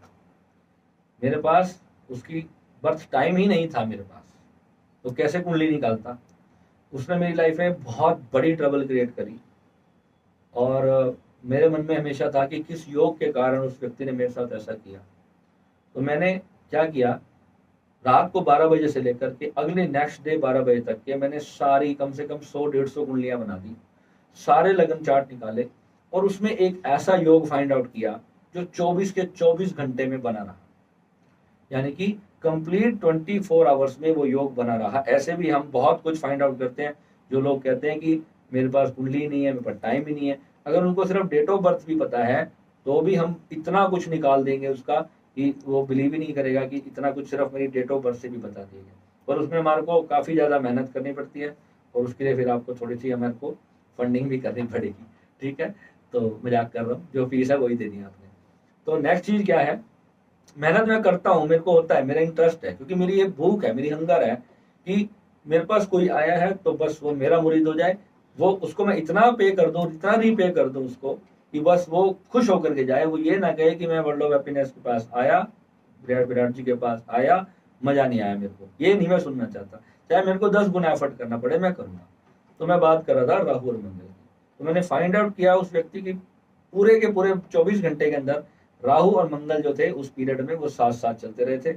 अब ये हमारे एस्ट्रोलॉजी का बहुत बड़ा सूत्र है कि राहु और मंगल जब साथ होते हैं तो उस व्यक्ति को पाइल्स होने की 98% चांसेस होते हैं। यानी कि 40-45 की उम्र में उसको अपना बहुत ज़्यादा ध्यान रखना है कि ऐसे व्यक्ति को उसको पाइल्स हो जाता है। पाइल्स बहुत ज़्यादा पेनफुल प्रॉब्लम है, उसका पेट बड़ी जल्दी खराब होने लगता है, उसके सर के बाल झड़ने लगते हैं, बहुत सारी चीज़ें ऐसे व्यक्तियों के साथ होने लगती हैं। उनको वो बड़े गुन्ने किस्म के रहते हैं, अपने अंदर अंदर कुछ कुछ सोचते रहते हैं, अच्छा भी उन सही हो भी रहा हो ना भी हो रहा हो, अपने आप ही चीज़ों को इमेजिन करने लगते हैं। कुछ देखा उसी से स्टोरी निर्मित कर ली, नहीं ऐसा ही होगा। गैसिंग करने की आदत, बिना मतलब की गैसिंग करनी है कि ऐसा ही होगा, और कई बार वो चीज़ होती भी नहीं है, सामने व्यक्ति कुछ और सोच रहा होता है पर उसने अपनी ही इमेजिनेशन में कुछ भी बना लिया। बिना बात पे विस्फोटक गुस्सा आ जाना, यानी कि वो गुस्सा पीते रहेंगे और एक दिन जाकर के बम फोड़ देंगे। बहुत ज्यादा क्रोध अपने अंदर दबा के चलते हैं पर शो नहीं होने देते दुनिया को। और जब उनको गुस्सा आता है तो वो ऐसा गलत डिसीजन लेते हैं कि सब मठिया मेट हो जाता है। यानी कि चाहे फिर वो खुद बर्बाद हो जाए, सामने वाला बर्बाद हो जाए, उनका पूरा खानदान बर्बाद हो जाए, मगर राहु और मंगल मरते दम तक हार नहीं मानते, बहुत ज्यादा जिद्दी होते हैं। एक बार किसी चीज को ठान लिया तो उसके लिए मरना है, मरना है, मारना है, करना है जरूर। तो ये क्रोध, इतना एंगर जो है राहु और मंगल का होता है। अभी आप जो देख रहे हो, ये जो रशिया और यूक्रेन का जो युद्ध हो रहा है, ये सारा काम राहु और मंगल का है। इन दोनों की कुंडलियां आप देख लो, राहु और मंगल घुसे हुए हैं दिमाग में दोनों के, यानी कि जन्म जीवन भर तक युद्ध रखेंगे, माफ नहीं करेंगे किसी को। ये माफ करना इतना जरूरी है हमारी स्पिरिचुअल लाइफ के लिए। हम परमात्मा को कभी पा ही नहीं सकते अगर हमें माफ करने की भावना अगर हमारे अंदर नहीं होगी। अगर किसी से भी कोई गलती हो जाती है, आपके किसी रिश्ते में भी कोई गलती होती है, तो उसे माफ करने से ही आप भीतर से शांत होगे, तभी आप अपनी लाइफ को भी इंजॉय करोगे। चाहे आप अपने स्वार्थ में कुछ भी करो, वो एक अलग बात है, मगर अपने मन के अंदर ऐसा कुछ ना कर दो जो आपको ऐसे कर्म दोष में डाले जो जन्मों तक उसकी कीमत आपको चुकानी पड़े। ऐसी चीजें राहु मंगल वालों को नहीं करनी चाहिए। आपकी कुंडली में अगर राहु मंगल है तो दोनों की शांति आपके लिए आवश्यक है। आपको पाइल्स होने का खतरा है, आपको पेट में अल्सर हो सकते हैं, आपके सर के पूरे बाल जा सकते हैं, कोई भी ऐसी चीज आपको हो सकती है। नेक्स्ट हम बात करेंगे, राहु जब सेकंड हाउस में होगा तो राहु है एक ऊर्जा ही है राहु, और भ्रमित ऊर्जा है, धुआं है, कुछ दिखाई नहीं दे रहा। यानी जब वो खाना खाएगा, वो बहुत ज्यादा फूडी होगा, बहुत खाने का शौकीन होगा, तरह तरह के भोजन उसको चाहिए, वैरायटी ऑफ फूड्स उसको अपने टेबल पे चाहिए, चाहे वो थोड़ा थोड़ा खा करके सब छोड़ दे। यानी उसको पता ही नहीं है कि मैं क्या खा रहा हूँ, बस खाना है, पेट भरना है, और खाना है और खाना है, ये ले आओ, वो ले आओ, ये ले आओ, वो ले आओ। सेकंड हाउस का राहु बहुत ज्यादा खाना खाता है, उस कारण उसकी तोंद भी निकल जाती है। बहुत ज्यादा मोटे जो लोग होते हैं, वो देखें कि सेकंड हाउस में उन व्यक्तियों का राहु होता है। अब हम बात करेंगे इसी सेकंड हाउस में, जब राहु जब इसके ऑपोजिट चला जाए और यहाँ पर केतु आ जाए। केतु जब सेकंड हाउस में आ जाएगा, अगर आपकी कुंडली में केतु सेकंड हाउस में है, तो आप एक बात मान लो कि किसी की भी एडवाइस आपको नहीं लेनी है। जब भी आप किसी की एडवाइस लेकर के कोई भी काम होगा, आपके घर वाले क्यों ना हो, मैं क्लियर आपको बोल रहा हूँ कि आपको केतु सेकंड हाउस में आ गया है, तो आपको किसी की भी राय लेकर के कोई भी फाइनेंशियल डिसीजन, अपनी शादी का डिसीजन, अपनी मैरिड लाइफ का कोई भी डिसीजन आपको किसी की राय लेकर के नहीं लेना चाहिए। जब भी आप किसी की भी राय लोगे, चाहे वो फिर कितना भी बड़ा समझदार क्यों ना हो, उसकी राय आपके अपोजिट जाने वाली है, आपको ये समझना है। यानी आप ये करना है आपको कि जो आपके अंतर मन से आता है, बेस्ट सोचो, समझो। अगर राय भी ले रहे हो तो कई लोगों को सुनो, एक ही पर्टिकुलर पर्सन की राय लेके कोई डिसीजन नहीं लेना। सेकंड हाउस में केतु आया और राहु से अपोजिट एट्थ हाउस में चला गया है, तब आपको इस केस में ये बात को समझना है कि मुझे बहुत ज्यादा समझदारी से अपना निर्णय लेना है। यानी कि चाहे कोई जमीन में इन्वेस्ट करना है, स्टॉक मार्केट में इन्वेस्ट करना है, कुछ भी जीवन में अपने लाइफ को, अपने आप को किसी इंसान में इन्वेस्ट करना है, तो सेकंड हाउस के केतु को आपको बहुत अच्छे से समझना है कि ये आपकी लाइफ में बड़ी डबल क्रिएट करके जा सकता है। अब नेक्स्ट है, जब सूर्य हमारा फोर्थ हाउस में होगा, तो वो व्यक्ति, उनके पास कितना भी करोड़ों रुपए क्यों ना हो, उनकी जेब से 100 रुपए नहीं निकलते। बहुत ज्यादा महाकंजूस लोग होते हैं। यानी कि घर में गाड़ी पड़ी है तो भी बस में जाएंगे। मेरा एक दोस्त है, उसके पास 2 गाड़ियां खड़ी हैं, पर दिल्ली वो बस में जाता है। मैं कहता हूँ क्या बात, कहता है भाई मुझे शौक है। ये कोई शौक नहीं है उसका, सूर्य फोर्थ हाउस में, कंजूस है, हर चीज में पैसा बचाने की आदत, यानी कि जो है उसे भी इंजॉय ना करना, क्योंकि मरने के बाद तक के लिए वो सोचते हैं कि मैं शायद साथ ही उठा के ले जाऊंगा। इतना ज्यादा कंजूस बना देता है ये कि वो जोड़ता ही चला जाता है। वो सोचता है कि अभी मैं और इकट्ठा करूं, मैं फिर उसको एंजॉय करूंगा, उसको भी ब्याज पे चढ़ाऊंगा, फिर उसकी ब्याज को भी मैं ब्याज पे चढ़ाऊंगा, तब जा करके मैं उससे मैं बर्गर पिज्जा मैकडोनल्ड में कभी चला जाऊंगा, खा पी लूंगा। इतनी ज्यादा जो कंजूसी होती है, जो लोग पैसे को लेकर ऐसे पकड़ लेते हैं, ये भी जो सूर्य जब आपका फोर्थ हाउस में, सुख हाउस में गर्म ग्रह बैठ जाता है, तो सुख नहीं भोगने देता। हर चीज होती है, उसका सुख आपको नहीं भोगने देता। इन्वेस्टमेंट पे ध्यान रहेगा।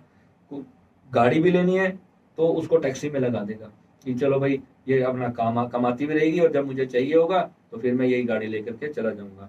अक्सर मैं देखता हूँ ऐसे लोग पीली पट्टी वाली गाड़ी में अपने परिवार के साथ घूमने भी जाते हैं। तो ये भी बहुत ज्यादा बकवास योग होता है।